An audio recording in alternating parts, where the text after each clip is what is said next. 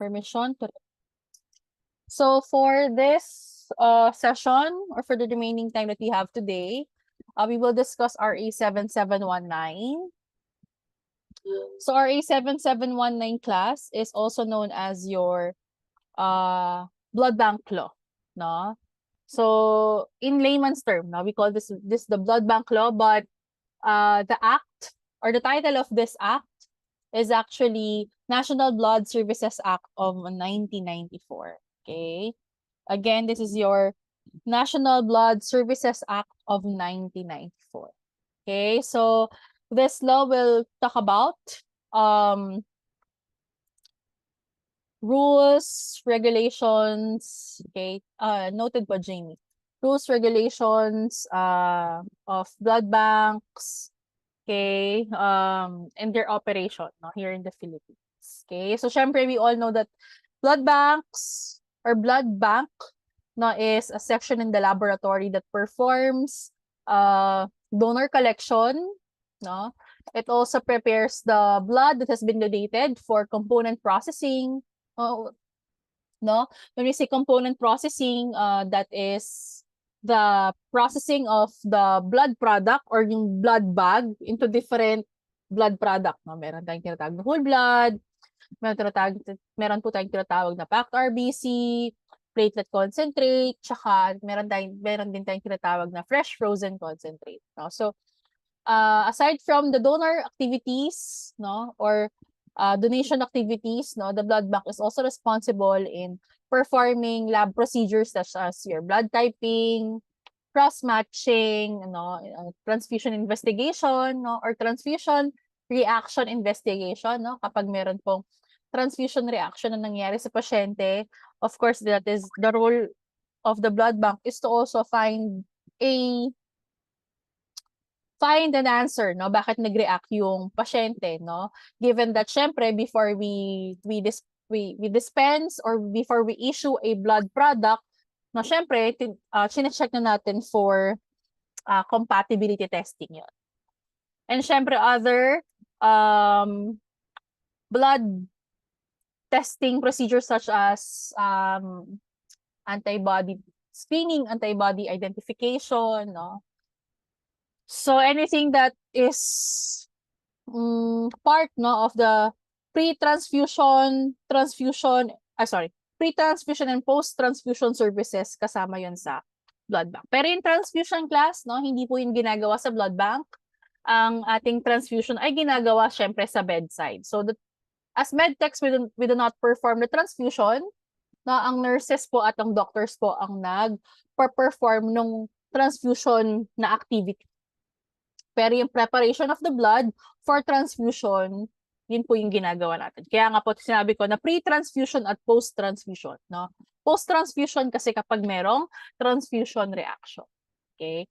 So, section 1 is again the title. Section 2, no, is the declaration of policy, no? So, in RA 7719 or the National Blood Services Law of 1994, now this was enacted, of course, to promote, no, to promote voluntary blood donation, no, voluntary blood donation, no. Before the RA 7719, meron tayong tinatawag na RA 1517.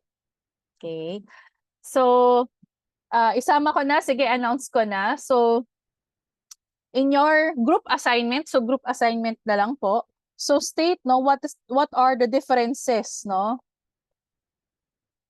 What are the differences between the RA 1517 versus your RA 7719? No? So again, group assignment for Monday next week na to. No? So what are the differences between RA 1517 and your RA 7719?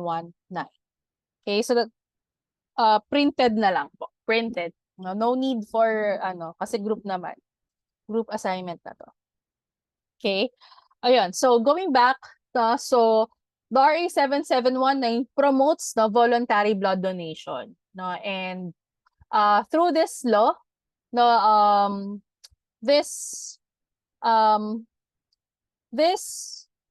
wants to support the idea of donating blood as a humanitarian act. Okay? So next no is to lay down no legal principles on the provision of blood for transfusion.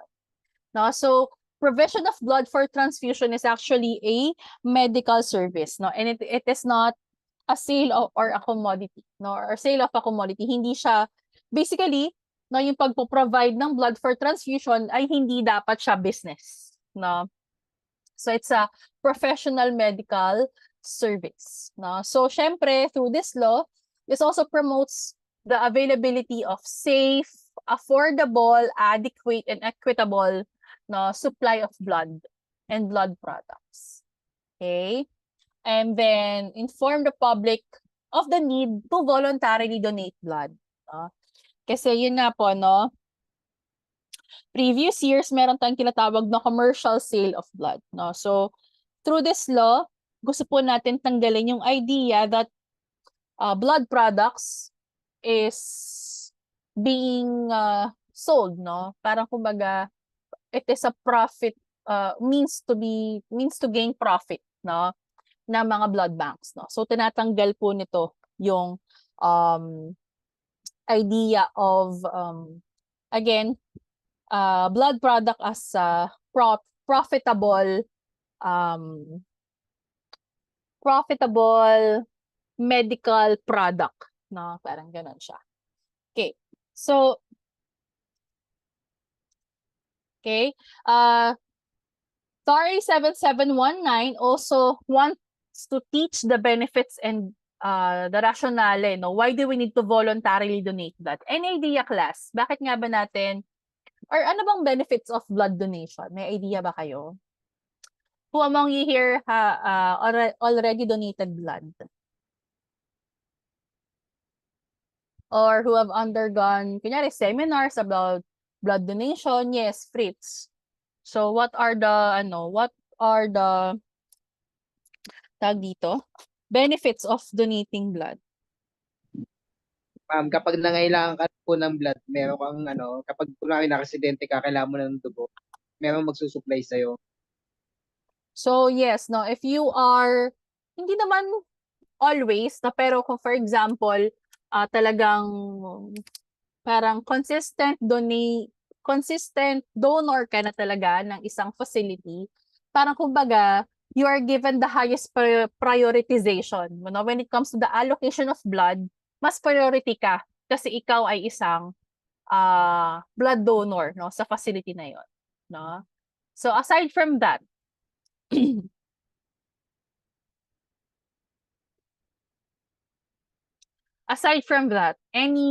any health benefits? Yes, a JM.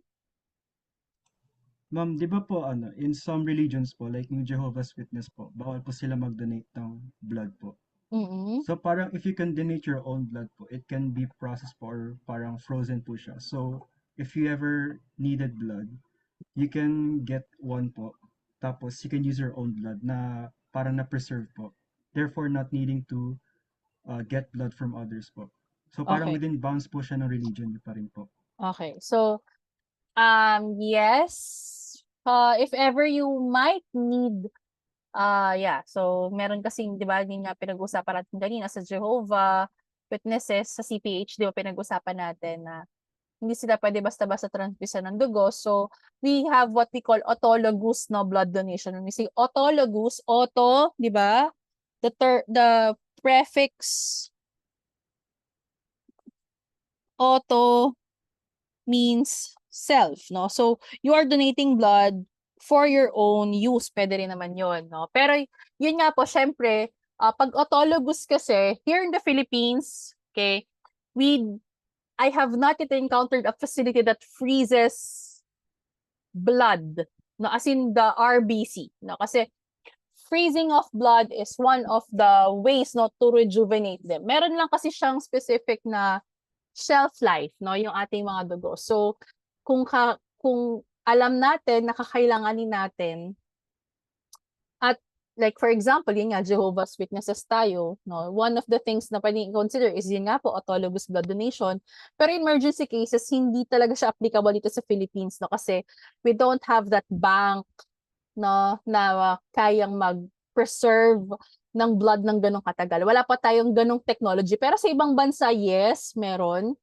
No, they can perform banking and rejuvenation of blood to be able to prolong its shelf life. Pero sa Philippines, medyo limited pa, no, yung pwede nating gawin, no, when it comes to the shelf life of blood. Yes, Jamie. Ma'am, yung blood donation po is nakaka-help po reduce po ng risk po ng heart disease kasi po nagde-detoxify po yung blood niyo po.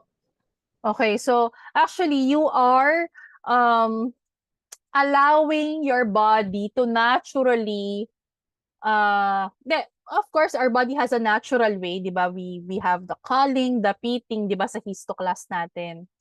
Sa histology, special CT discussion natin, merong way yung katawan natin to get rid of the old senescent red blood cells, no? Pero donating blood also promotes, no, hematopoiesis, no? Kasi syempre kapag ang katawan natin na sense na nabawasan tayo ng dugo,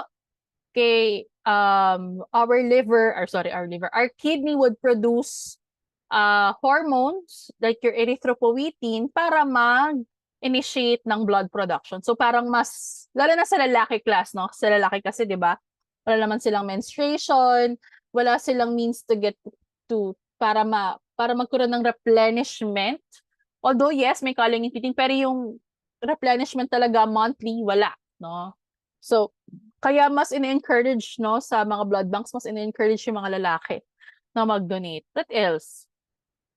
May idea pa kayo? Actually, class, no, may short-term effect siya. Like, may short-term, hindi naman siya, as in, malaking benefit, pero may short-term effect siya na gumagaan yung weight mo kapag nag-donate ka ng dugo. Pero, when it comes to health benefits, ayun nga po, mas nagpo-promote ng hematopoiesis sa katawan natin. Ngayon, syempre, we do it as a humanitarian act, no? Sasabi nga natin kanina, when you say humanitarian act, mas nakakatulong tayo sa ibang tao, especially those who are really in need, no? Like for example, cancer patients, no, dialysis patients, no, who are parang kumbaga yung buhay nila nakarely na sa pagta-transfuse ng dugo, no? So yan. So the benefits and the rationale of blood donation should be discussed, no, not just in the schools, no, but in other areas or walks of the society na meron tayo. Like for example, meron tayong mga schools, workplace, no, mga organizations. Kaya nga usually, no, yung mga companies, yung mga organizations in schools, they partner together with mga Red Cross kasi nga parang isa yun sa mga mission, no, ng mga blood service facility na meron tayo sa Pilipinas. Okay? Letter F is to mobilize all sectors of the community. Yun nga po, no? So kaya they encourage, no, different walks of life, no, kahit ano pa man ang trabaho mo, kahit saang member ng society ikaw kabilang. So talagang in-encourage nila na makapag-donate sila ng dugo. Okay? To mandate DOH to establish and organize a blood transfusion service network. So, blood transfusion service network is actually parang network. It's a connection of different blood banks, blood stations. Mamaya pag-uusapan natin ano-ano yung differences nun. Or different facilities, no, that performs services na related sa transfusion and collection of blood, collection and transfusion of blood, na magkaroon po sila ng network. When we say network, like for example, yung hospital ko or yung blood bank ko, kailangan namin ng dugo ng O positive. So, meron akong mga pwedeng kontakin, tawagan, so that they can help me in the provision of blood product na kailangan ng bawat isa. Okay, and then letter H, to provide for adequate assistance, no, to institutions promoting voluntary blood donation and providing non-profit blood services, no. So reimbursement for costs, no. So usually some institutions, some hospitals, no, provide assistance through like for example, simplify natin, mabigay tayo ng situation. For example, si Andrea, no, katok muna tayo sa kahoy, no? Kasi example lang naman to. Kunyari si Andrea, na kailangan siya ng dugo, no? For example, magi-give birth si Andrea and nakita ng doktor na prone for blood loss si Andrea pag manganganak na siya. So, syempre, kailangan mag-prepare, no, ni Andrea ng dugo, no? So, syempre, class, sabi nga natin, yes, we are not paying for the blood, no?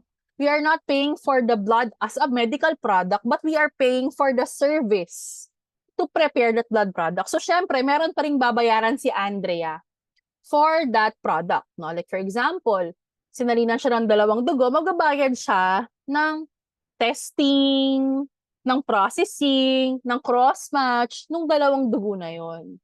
No? So, sometimes, to be able to help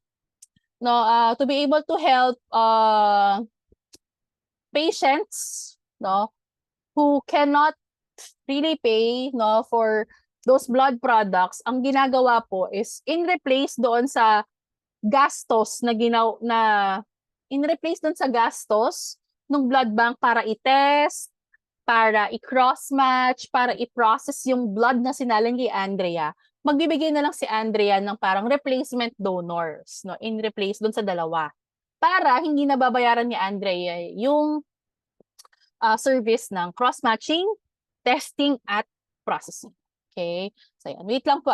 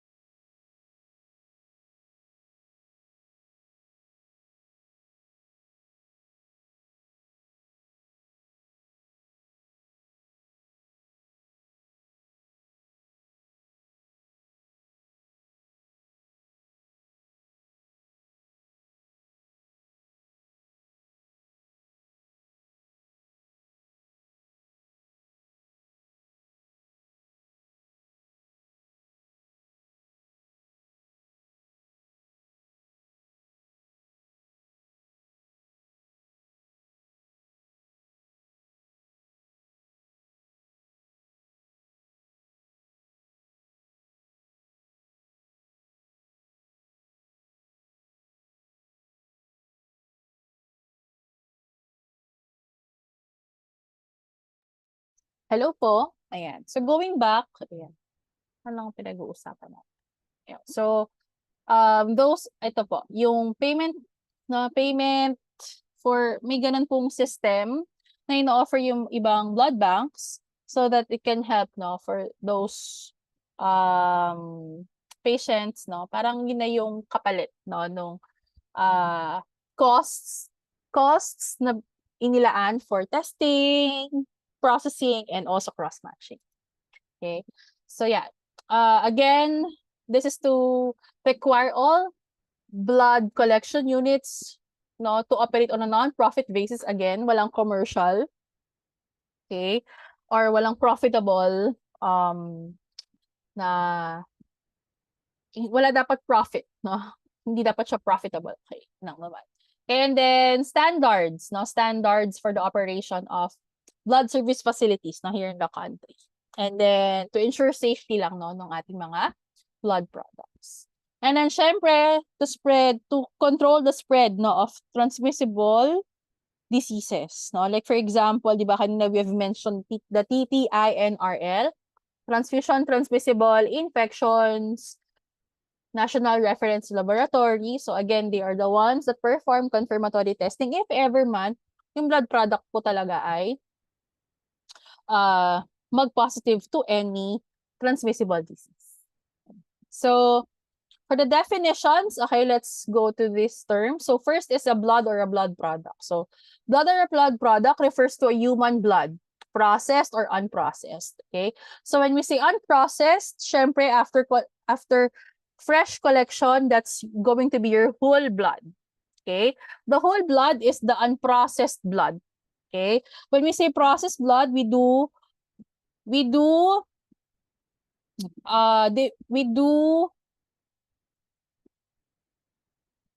ano ba to? Process it para mapaghiwa-hiwalay siya based on the different components of blood.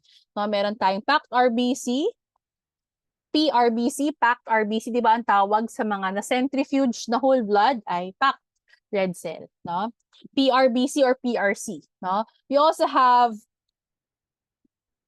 fresh plasma, okay? And also the platelet, no? The platelet. So, once na yung whole blood ay pinaghiwa-hiwalay natin into different components, okay? Ang tawag na po natin doon ay processed.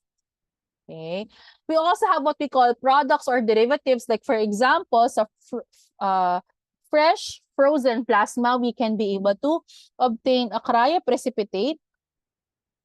Or from fresh plasma, we can be able to process it also to get factor concentrates. No? Like for example, yung mga patients who have hemophilia, no, specific factor, factor 8 and factor 9, no, yung pwedeng absent sa kanila. So, processing fresh plasma, we can be able to get specific clotting factors lang and transfuse it, no, to be able to manage the disease. Okay. Next, we have blood bank or blood center. Blood bank or blood center, okay, is an institution that is capable to recruit and screen blood donors, no?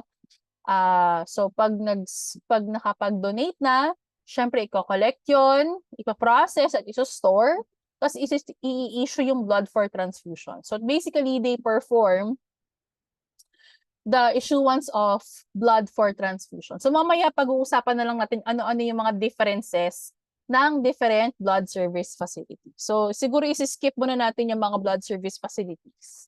Okay? Next, commercial blood bank. So, syempre, it's a blood bank that exists for profit. Hospital-based. So, syempre, it's a blood bank that is located within the premises of a hospital. And then it can perform compatibility testing of blood. No? So, again, compatibility testing can only be performed in a hospital-based blood bank. Okay. Okay, blood collection unit. So, it's only for collection, no, of blood or blood products. Okay. Voluntary blood donors. So anyone who donates voluntarily and remunerated, no? So we called it voluntary non-remunerated donors, no? So Voluntary, so kusang loob, no? It's their own initiative, it's their own willingness to donate. Pag sinabi natin non-remunerated, wala po siyang kapalit. Wala siyang kapalit na pera, wala siyang kapalit na gift, wala siyang kapalit na food, gift, voucher, anything, no? Para dito, para lang sa blood na dinonate niya. So that's we are after at, no? Voluntary, non-remunerated donors. Okay? When we talk about blood transfusion transmissible diseases, so right now, we perform testing for the presence of HIV. HIV, so ano po ba yung 5 core tests na meron tayo dito sa Philippines? HIV, hepatitis B, hepatitis C, syphilis, and malaria. So HIV, hepatitis B, hepatitis C,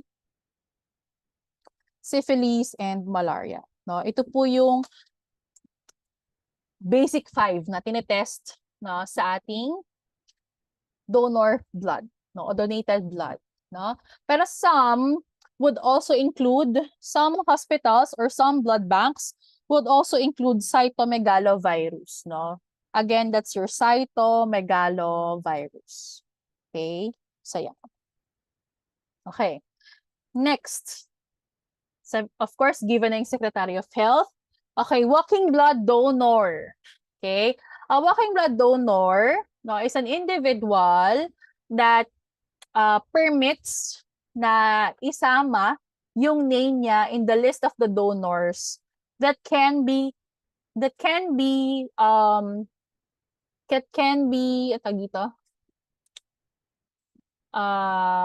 called or pwede i-message kapag kailangan po yung dugo niya, no, doon sa blood service facility. Like for example, pag donate tayo ng dugo, class, merong area doon kung saan pag chinikan po natin, parang do you allow yourself to be listed as a walking blood donor in this blood service facility?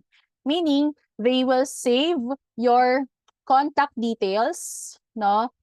They will save your name, your contact details, and then you are permitting them to get that information, to store that information so that whenever they need you to donate or whenever they need your specific blood type for a certain patient, parang pinapayagan mo silang tawagan ka, no? So you are considered to be a walking blood donor, no?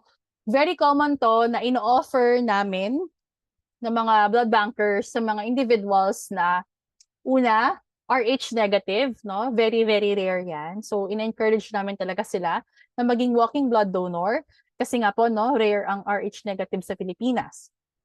Another one is yung mga AB positive and also A, no? Positive, no? So, kasi very common naman yung O, very common din yung B. So, usually A, AB, and then RH negative. Pero syempre, kahit na O positive kayo or B positive kayo, no, as long as you check, no, this part of the questionnaire or the donor form, no, automatic nilalagay po namin yung details ninyo sa roster na mga walking blood donors nung blood service facility. Okay? So, yeah. Next, promotion of voluntary blood donation. So, syempre, no, to be able to encourage and to educate everyone, no, on the health benefits and the rationale of blood donation, no. So, the Red Cross, no, and the PBCC. So, class, Red Cross, okay, na Philippine National Red Cross and the PBCC are the ones tasked by the Department of Health, no, to parang head or lead, no, yung ating mga blood donation and anything about blood banks, no, na mga efforts sa Philippines, sila po yung nag-head niyan. Okay, so of course we all know that Philippine National Red Cross is a private, no, hindi yan, I believe that's tama ba or not? I'm not sure, pero hindi siya, alam ko hindi siya under ng government. Parang it's a private organization na meron silang mga correct me if I'm wrong, pero alam ko meron silang mga donors kaya nagkakaroon sila ng fund to run the facilities, no? And then pag PBCC yun po talaga government yan. No? So they are the lead agencies, no, for spreading, no, information, education, and standards, no, when it comes to blood donation. So syempre they will partner with other government institutions, like for example sa schools they will partner with DepEd para magkaroon po ng mga programs or projects na makakapagbigay sa mga estudyante ng information about the importance of voluntary blood donation. Okay? Sa professional education, they will partner with organizations, like for example, ano ba yung mga organizations na involved, no, sa blood donation or blood transfusion. So we have the Philippine Society for Hematology and Blood Transfusion, we have the PSP, the Philippine Medical Association, the PAMET, and also the Philippine Nursing Association, no. So still to provide trainings, to provide seminars, and of course to disseminate, no, education and information, no, doon sa mga members ng orgs na yan. Okay, so of course now we have mentioned the Blood Services Network. So again, you have partnership not just in blood banks but also in different companies. So like for example, kami, in my experience as a former blood banker, yung hospital namin partners with Meralco offices. So ang ginagawa namin, yung partner community namin are the employees, no, of Meralco. So usually, 'di ba, sa buong Pilipinas, marami namang Meralco office, no. Sa Luzon pa nga lang actually. So pinupuntahan namin bawat isang Meralco office, tas syempre the management of that Meralco office is the one who encourage, no, their employees to donate. Parang gano'n. So in return, meron din kaming, kumbaga, kagaya na sinabi ni Fritz kanina, meron kaming prioritization for Meralco, for patients na under Meralco. Parang ganon. So, it's a partnership, no? So, yan. Blood Services Network. We also have walking blood donors. So, yun nga po. Okay, given na yan. And then, National Voluntary Blood Service Program.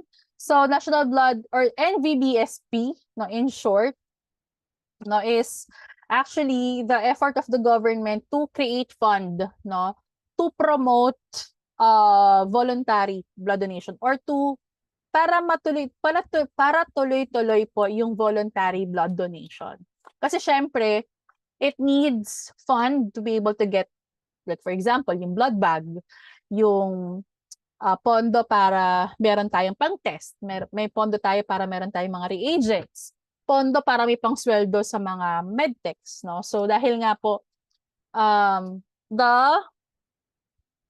the provision of blood or blood product is non-profitable, so kailangan merong rotating fund para makasuffice, no, doon sa mga kailangan bayaran. Okay. Yun. So next, we have Section 6, so upgrading of services and facilities. So, syempre, there should be preventive health services, like for example, education and counseling sa mga transmissible diseases. No? So, so the PSHBT, together with the Organization of Pathologists, Philippine Society of Pathologists, will establish the guidelines, no, for the rational use of blood and blood products. No? And Section 7, no, is the phasing out of commercial blood banks. Kasi nga po, di ba, the goal is to remove, no, that existence of blood banks for a profitable reason. So, kailangan i-phase out na yung commercial blood products. Okay, so this was signed 1994. So, 1996, wala na talaga, no, na mga commercial blood banks. So, non-profit operations, so yun nga po. Okay, na-explain na natin yan. And then, the regulation of blood services. No? So later on, again, sabi ko, i-differentiate natin yung different blood service facilities. Okay? So importation of blood bank equipment, blood bags, and reagents. No? So the Philippine National Red Cross will be the one to test products, blood bags, no?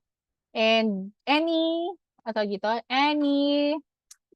equipment na kakailanganin pa for the blood donation. So sila po yung mag-provide ng rules and regulation para makasunod po yung other blood service facility, no, when it comes to the use, no, of the blood bags and reagents. So, okay, rules and regulations. So, should be 60 days after the signing of the law, kailangan ay ma-enforce na po, no, kung ano po yung nandito sa law na ito. Penalties. So, okay, given na sa penalties. So, dun tayo sa mga possible violations. Although meron pa tayong different section dito. Pero in the original RA 7719, nakalagay dito na yun nga po,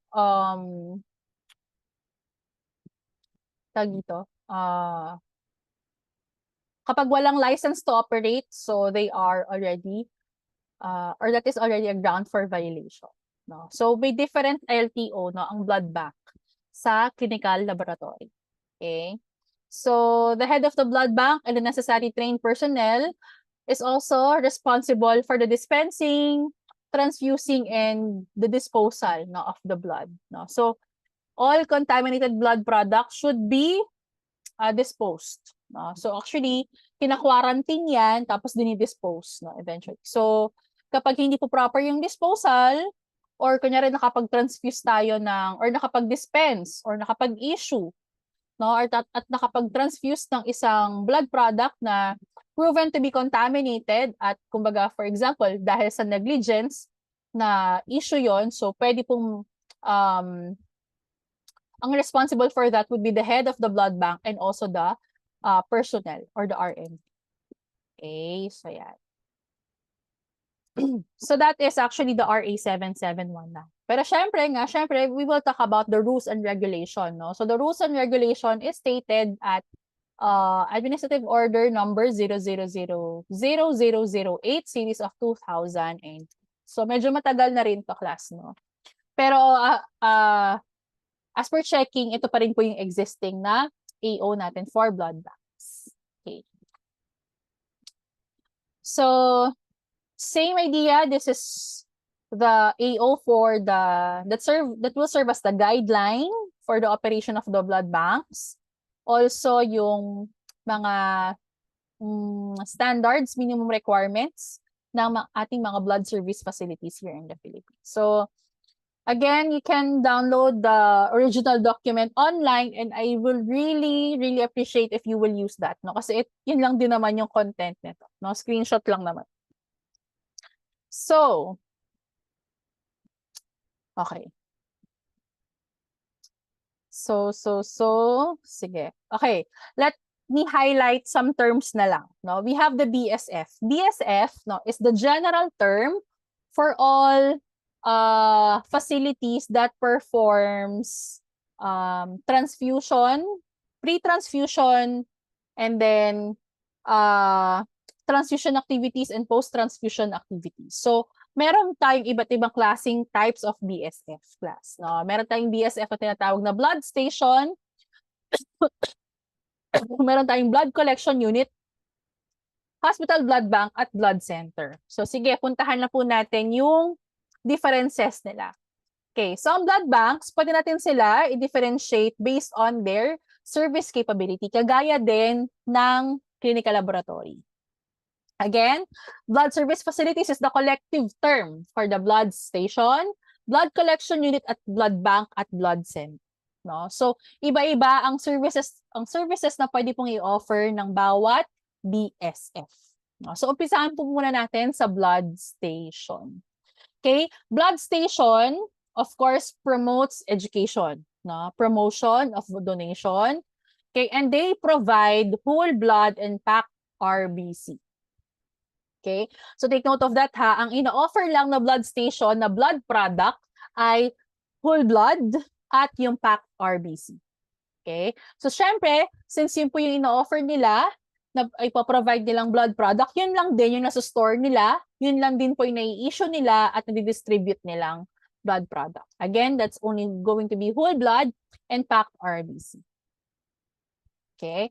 For a blood station, they can perform compatibility testing as long as the blood station is located within a hospital premises, no? Or it's located within a hospital. Okay? And that is only a blood station. Again, blood station, whole blood, pack RBC lamang. Okay? I hope I made that clear. Pag sinabi nating blood collection unit, it performs promotion of donation. Actually, lahat sila, no? Promotion of donation. Pero si blood collection unit, okay, is for the collection lang. So, talagang wala siyang storage, wala siyang issuance, talagang collection lang. Collect lang ng collect, nagre-recruit lang ng donors, nagko-collect lang siya, nagsiscreen ng donors, and then, nag-transport, no? So, yung na-collect niya na dugo from the donors will be transported to a blood center, no, for testing and processing. So lahat ng collected dito sa blood collection unit ay pinapadala sa blood center. That's a BCU. Okay? A blood bank on the other hand, so parehas, no, din sa BCU at BS, na promotion of voluntary blood donation, pero here, no, they can perform storage not just of whole blood and packed RBC, but also other blood components like fresh frozen plasma and platelet concentrates, no?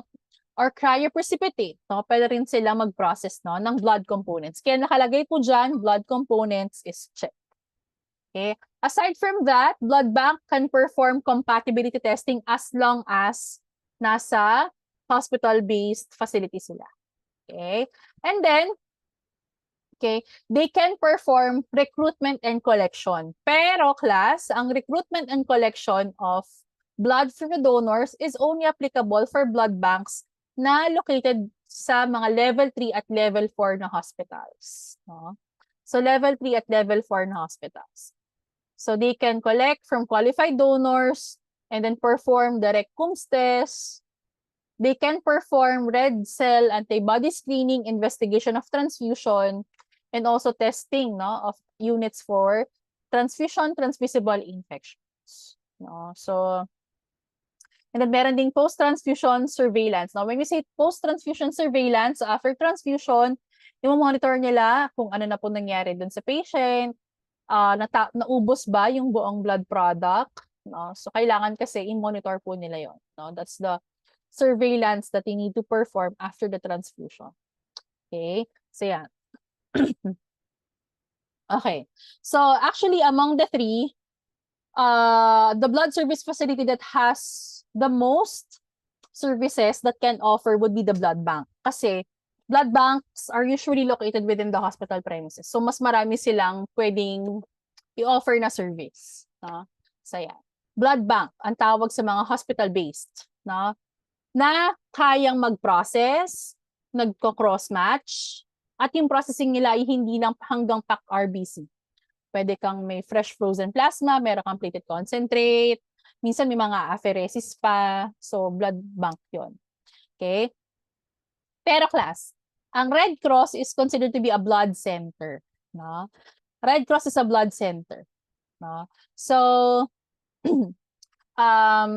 they promote donation. They can issue different components. So, whole blood, packed RBC, platelet, fresh frozen plasma. Kompleto din si Red Cross, no? Apart from that, Red Cross can also recruit, no? So meron ding donation, 'di ba, kay Red Cross, no? And then conduct counseling, no, and collection from qualified donors. And lastly, si blood center or like for example, si Red Cross ay nagte-test din for transfusion transmissible infections, no? So again, basically, blood service facilities, no, ay different types different types of facilities na may iba't ibang service capability na na related sa transfusion hematology, no? So transfusion hematology. Okay, so those are the differences of the blood service facilities. Okay. Okay, let's go to this one. End user hospital. So end user hospital is a hospital with a licensed clinical laboratory capable of performing blood typing and cross-matching, pero wala po silang BSF. So technically, ang end user hospital, no, ay hindi po sila nagpo-perform ng collection, hindi sila nagpo-perform ng donation, pero ito po yung mga hospitals that can perform blood typing and cross-matching. So usually, yung blood components binibili ng relatives or ni patients sa mga BSF. Binibili sa blood center, binibili sa Red Cross, binibili sa ibang ospital. No, class, yes, binibili kasi ang binabayaran natin is yung cost for testing, cost for processing of the blood.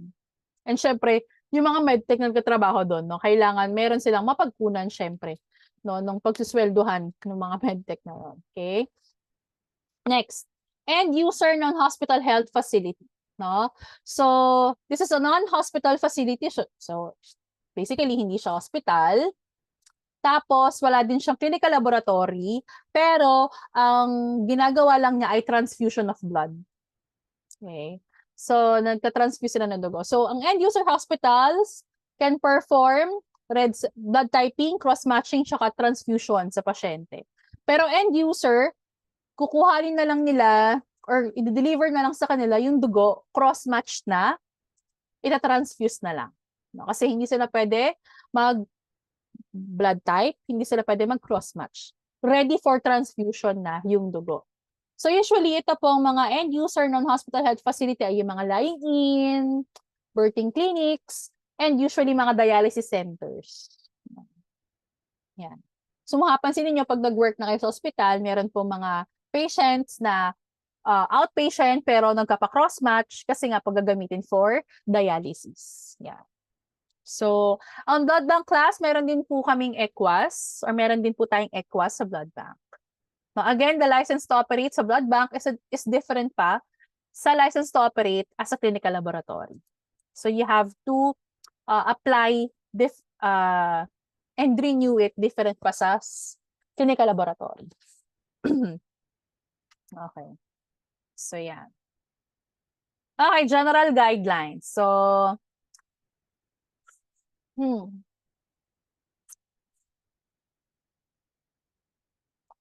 So, basically, no, parehas din sa clinical laboratory. So, syempre, dito, ang concern natin is yung mga blood service facility. Yung mga blood service facility, syempre, they are the ones responsible to conduct and perform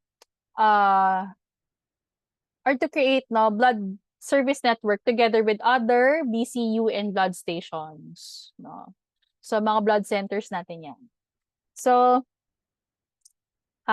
sige, mag-skip na tayo So, dito sa testing for infections, so the testing should be performed well. No, kasi syempre, di ba, we are dealing with blood product, no? So, syempre, kapag na-transfuse na kasi yung patient, kahit konting volume lang yon ng dugo, as long as na-expose yung patient, mataas po yung chance na mag-develop din yung patient ng same disease. So, syempre, we have to be very careful. And again, sabi ko nga kanina, under the law or under the 7719, the head of the blood bank or the blood service facility together with the trained personnel can be ano ba to? Pwede silang kasuhan na kapag nakapag-dispense sila ng isang blood product na mapo-prove na positive for any infection. So, So, kunyari, bumili kayo dito sa number 6, pag bumili kayo po sa mga blood center, sa Red Cross, okay, at dinala nyo po sa ospital, no, it should not be retested for the transmissible or transmissible infections, no. Hindi na siya i-retest. Kung ano po yung test na ginawa ng Red Cross or ng blood center, yun na po yun. Okay? So, hindi na siya dapat i-retest. Okay? Kasi, responsibility yun ng blood center to issue a non-infectious material. Whew. Okay, next. Ownership. So, blood service facilities, class, no? Kagaya din sa clinical laboratory, meron tayong government at private blood service facility. So, technically, kapag private blood service facility, it should be hospital-based. No? Hospital-based. Okay? Institutional character, parehas din sa clinical laboratory, hospital or non-hospital based, no? Or institutional or non-institutional based. And then again, you can classify them again based on the service capability. So you can just give you that, no? Tapos na tayo dyan. Okay. Now, what are the standard and technical requirements, no, in the operation of blood service facilities, no? So, syempre, the blood service facilities is responsible to allocate personnel na qualified and trained in performing procedures or in performing activities para sa preparation of the blood product for transfusion. Okay? So, here, syempre, the services should be performed, no, in a safe environment. Okay? And then, syempre, all glassware should be based on the minimum or should be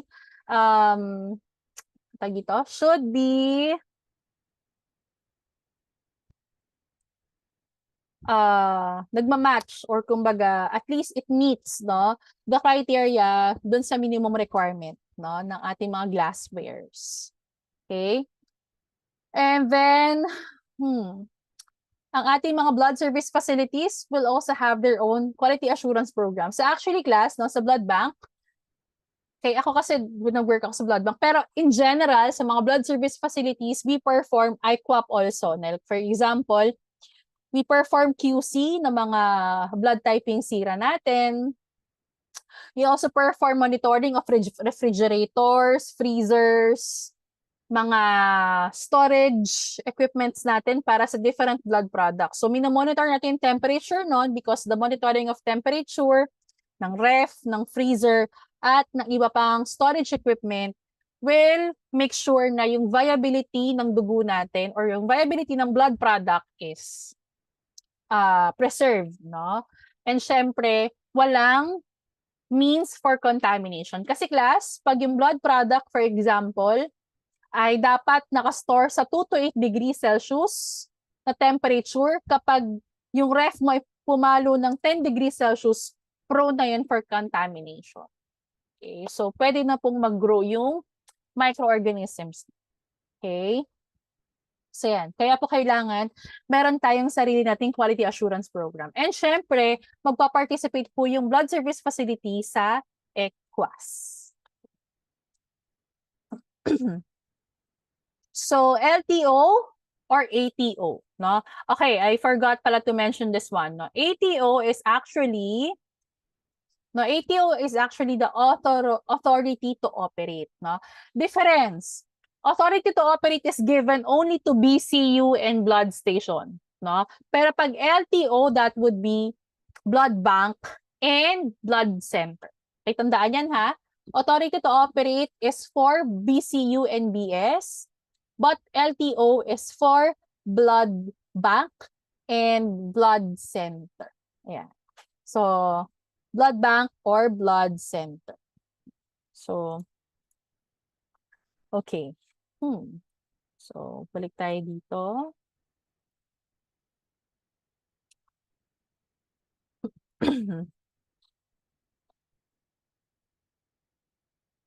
So, kagaya din po ng ating clinical laboratory, no, ang blood bank should place their LTO or the BSF na lang. Sige, let me use the BSF. The BSF should post the LTO or the ATO in location or a place in the lab na, again, visible po sa mga patients or sa mga customers. Okay? And then maximum allowable fees. No? So again, the BSF can collect a reasonable service fee. Again, ano nga po ulit ang basis for the fee? It is the fee or the cost for the testing, the testing, collection, syempre yung blood bag, class yung blood bag. Pag nag-research po kayo sa Lazada, like for example, nung sa third year, di ba donor activity kami, ang isang blood bag ay nagko-cost ng around 800 to 1,000 plus. Blood bag pa lang yon, wala pang dugo. No? So, kaya po talaga, kailangan pong, syempre, may mapagkukunan para umikot yung pondo. No? So, yeah. Okay. Mahal talaga siya. So, it shall not be greater than the maximum fees prescribed by the DOH. No? So, the NVSP can review those facilities or those BSF that has a higher fee for the blood, or for the use of that blood. So actually, as long as justifiable naman, yung fee na sinisingil natin sa patient, okay lang naman yan sa kanila. Basta, again, ma-justify ng BSF. So again, the fees should be readily seen by the public. Okay. So what else? So of course, they have to perform application, no? So again, LTO for BC and BBs and ATO for BCU and BS, no? So these are the requirements needed for the issuance of the LTO or ATO. So inclusion ng BSF, no? Again, kahit naman dun sa 4 in the regional blood service network, application form, DTI, registration, no? Personnel na syempre kailangan ng PRC ID, location, floor diagram, mga equipments available, and then blood report, no? But blood report is renewal, no? Kasi kailangan po ng census, no? Ano ba yung nandyan? Census yan ng ilan yung donors mo, ilan yung nagamit, ilan yung na-dispose, ilan yung na-waste na lang na dugo, hindi na transfuse, ilan yung nag-expire na hindi nagagamit. So usually, binibigay yan sa NVBS. And of course, ECWAS.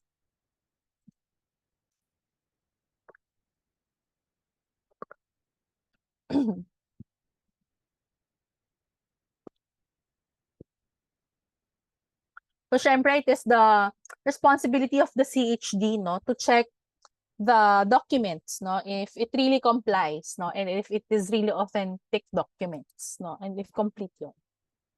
So, same with clinical laboratories, so they perform inspection, So, if ever man meron pong mga hindi na-meet na minimum requirements, nagbibigay sila ng summary of findings. Kagaya din sa clinical laboratory, meron po mga summary of findings and then they are only given time or duration to be able to comply para ma-renew yung kanilang LTO or ATO or ma-approve yung kanilang LTO or ATO application. Kasi pag hindi po yun na-comply, another application po ulit yun. So, matagal ulit yung aantayin ng blood service facility para ma-visit sila for inspection.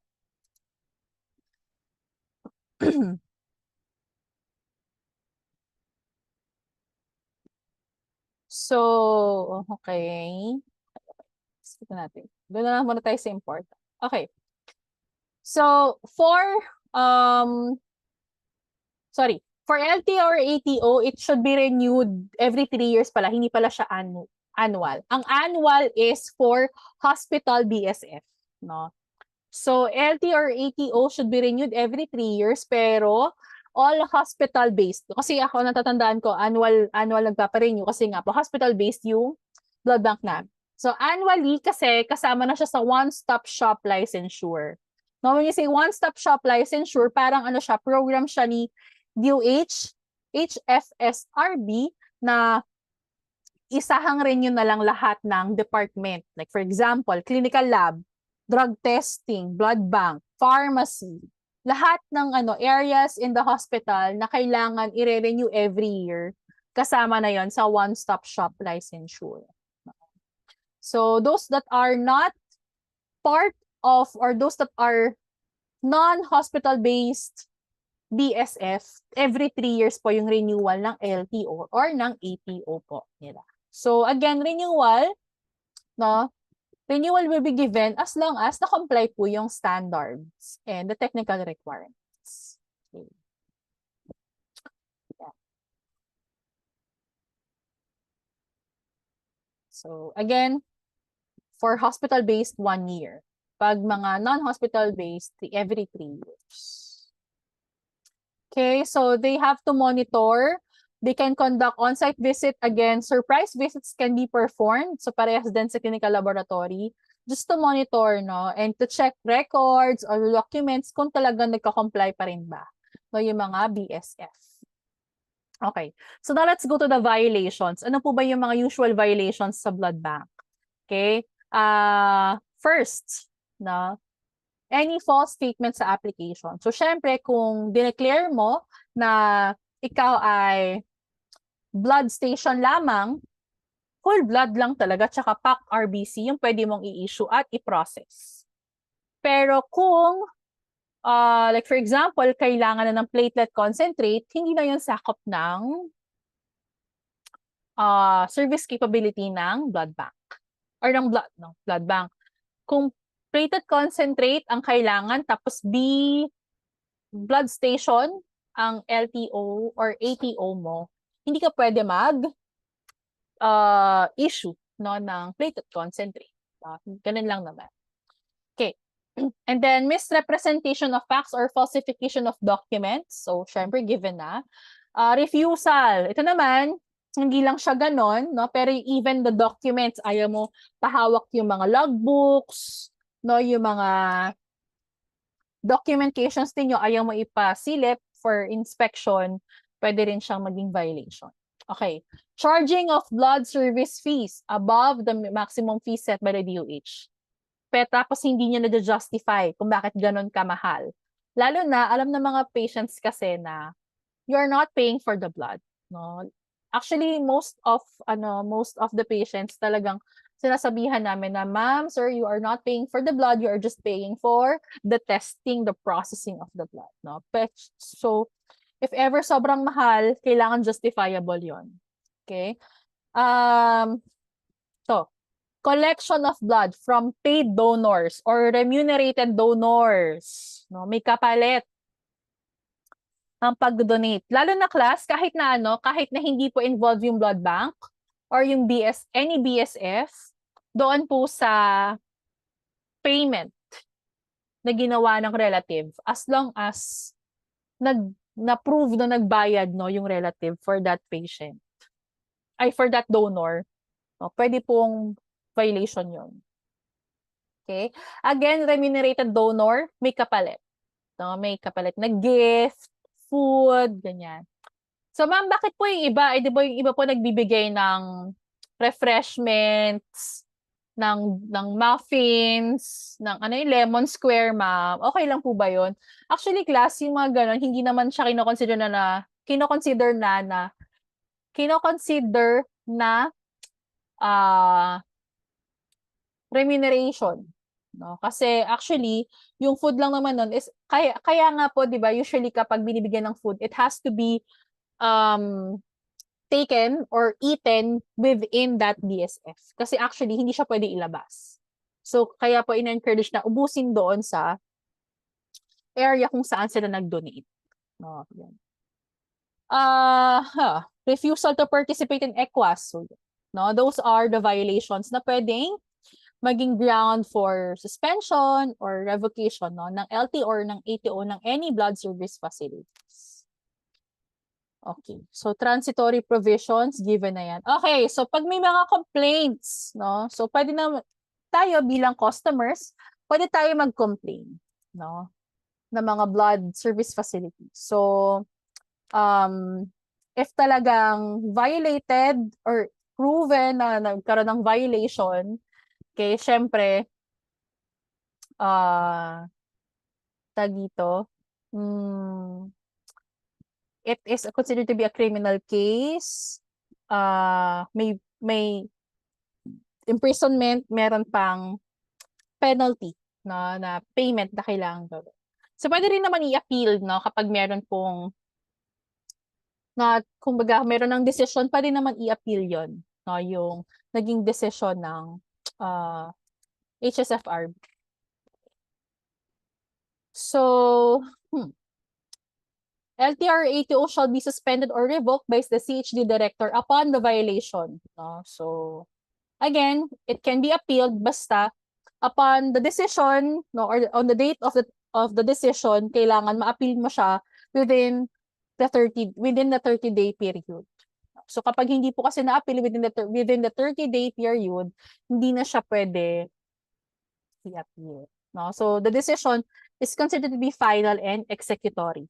Okay? So ayan ha, alas the same lang naman, di ba? RA 5527, 4688. Pag meron pong mga ganon, usually pag may mga violation, meron ng decision, you can appeal that within 30 days, 30 calendar days, no, upon the receipt of the decision. Okay, pag hindi po nagawa yon, again, within 30 days, final na po yung decision. So, the CHD director can also, or is authorized also to immediately close no, any BSF without LTO or ATO. So, kaya po kailangan, no, talagang knowledgeable kayo when you should renew, no, your LTO or ATO. So, penal provisions, so huwag natin pag-usapan yun kasi money, nag-iiba-iba naman ang charges. Okay. So, ayan, no, ito din, kagaya na na-mention natin kanina, the head of the BSF, no, dun sa original RA 7719, the head of the BSF and any personnel responsible for dispensing, transfusing unscreened, incompletely tested, and or contaminated blood, and or failing to dispose within 48 hours. No? Yung mga blood products na merong infections, no, can be imprisoned. No? So, 48 hours after receiving the confirmatory result. No? Confirmatory result coming from the TTI NRL. No? Again, the transfusion, transmissible infection NRL. No? So, pag na-receive mo na po yung final confirmatory result, kailangan within 48 hours, madidispose na po yung dugo. Okay. So, ma'am, paano po yun? Ano po bang ginagawa sa dugo during the confirmatory testing? No? So, during the confirmatory testing, naka-quarantine lang po yung dugo. Nakahiwalay lang siya sa general inventory or sa general supply. So, naka-quarantine siya, naka-label na quarantined. And then, once na kailangan nang i-dispose, syempre it has to be autoclaved.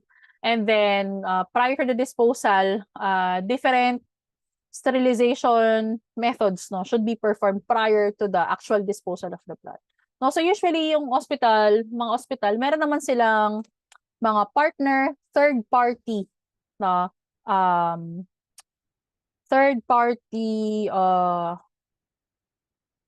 na nagpa-process ng mga wastes ng hospital, no. So usually sila na po yung nagawa niyan, no. Pero sa experience ko yun, pinapa-autoclave, tapos as in nakalagay siya, may special bag pa nga siya no? Yung facility namin, may special bag pa siya na talagang nakalagay yung label na careful in handling, tapos yung logo ng biological hazard or biohazardous product, and then yung label na yun po ay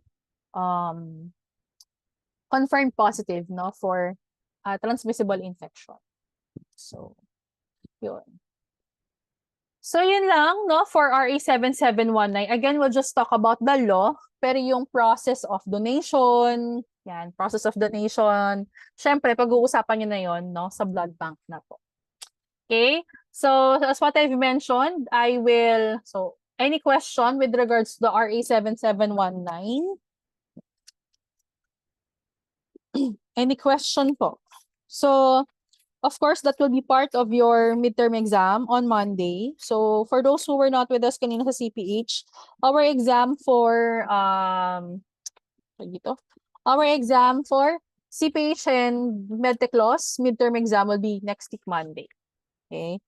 Then, okay, so let's proceed with the presentation. So, after the exam, syempre hindi pa tapos, no? Mahaba yung time natin, di ba, kapag Monday. So, after the exam, so ma'am, Monday, di ba pag Monday po, face-to-face po tayo. So, pwede natin i-switch yung schedule. Kasi yun nga po, kailangan po natin magpa-midterm exam. Actually, kailangan within this week. Pero, syempre, because of the lack of time, no, i-move na lang po natin ng Monday. So, pwede natin i-switch yung schedule. Pagbaligtarin muna natin just for 1 week. Kasi 4 weeks lang naman class. Payagan nyo na ako. Okay. So, ang schedule natin next week Monday is yung schedule natin kapag Wednesday. So, technically, mauna yung Medtech Laws. Okay? So, after the exam, may presentation pa kayo. So, ano po yung presentation? Ito po siya. So, okay. So, meron kayong assignment, di ba?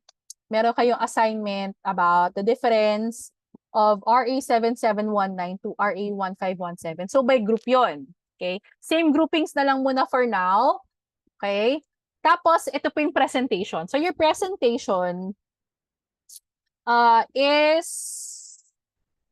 you will state the difference naman or the changes, no? And the current RA 5527 and the ongoing or the recent Senate bill, no, na pinapapasa, no? Na para mapalitan na yung RA 5527 kasi. So, the Senate bill class is actually Senate Bill 2503.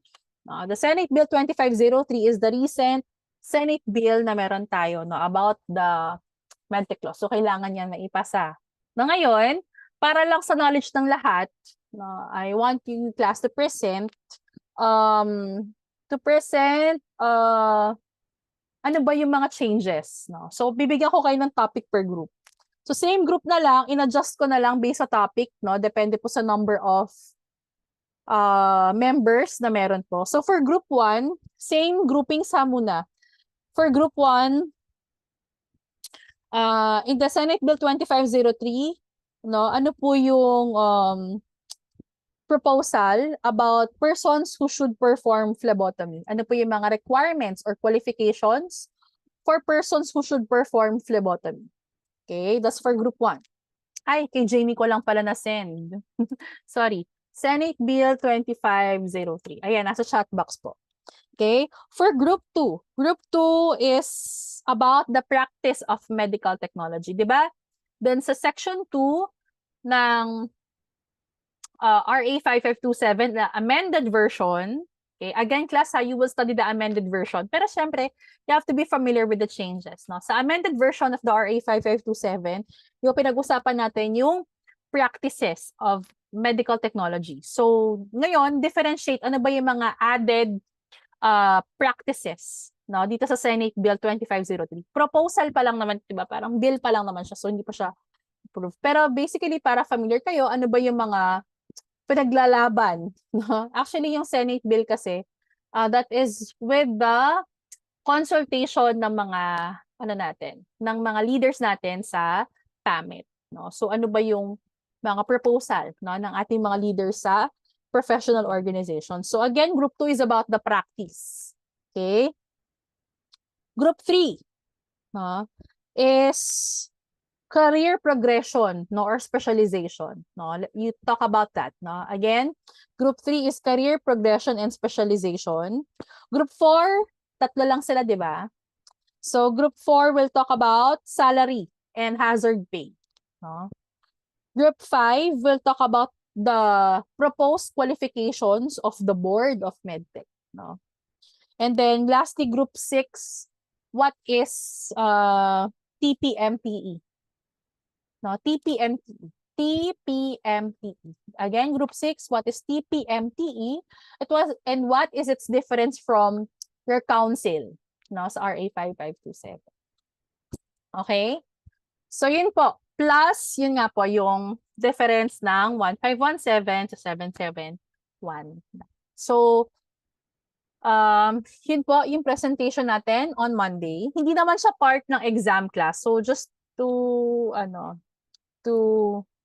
make you knowledgeable, no, on what are the proposals, no, ng ating mga leaders, no, sa profession. Okay? And then reminder lang po, on Wednesday we'll have the quiz. The quiz will cover RA 5527 only. So 20 items yon. 20 to 25 items. Of course, dito, yellow pad na lang tayo, ha? Yellow pad, tapos after po ng quiz, nag-discuss ulit ako. Siguro HIV law. HIV law, tapos siguro water testing lab, no? Yun. Try natin kung anong kayanin. Tapos, after nun, yun nga, Monday, exam, presentation, and if may time pa, siguro pili na lang ako ng short na law na pwede natin pag-usapan on Monday. Kung kaya pa. Pero kung hindi na, stick na tayo doon. Kasi nga po, di ba, we will try to use or i-interchange po natin yung schedule natin ng Monday, Wednesday next week. Okay? So, yun po. Paki-summarize na lang po yung mga announcements today. Helene or Hannah sa ating GC. Mag-usap na lang kayo kung sino. So, paki-summarize po para sa knowledge ng lahat. And para ma-clarify ko, no? Kasi para makita ko din kung paano nyo naintindihan yung mga instructions ko. At least, pag nakita ko doon, ma-clarify ko kung meron dapat i-clarify. Okay? So, yung mga kailangang i-print, ipiprint nyo pa din. Ha? Ipapasa sa Wednesday. Ayun po, that's all for now. Huwag na natin exhaust yung hanggang 9 o'clock. Di ko na kaya class. Nagdalag na yung utak ko. No? Hanggang dyan po muna. And wait ko na lang yung summary from Hannah or from Helene. That's it for today, class. Thank you so much. And I'll see you all on Wednesday.